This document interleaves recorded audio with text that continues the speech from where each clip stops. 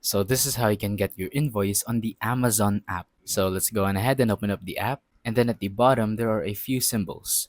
So there's this home looking symbol, which is our homepage, these two squares, this profile icon, your cart, more options or your menu, and then the Rufus AI.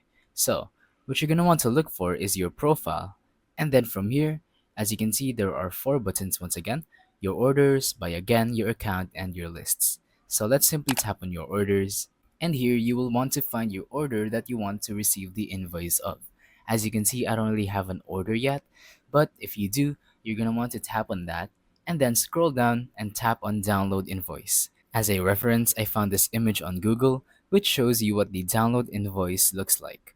So you're gonna want to scroll down, go to order info, and then as you can see, there's three more buttons under it: view order details, share gift receipt, and finally download invoice. So simply tap on that button and you'll be good to go.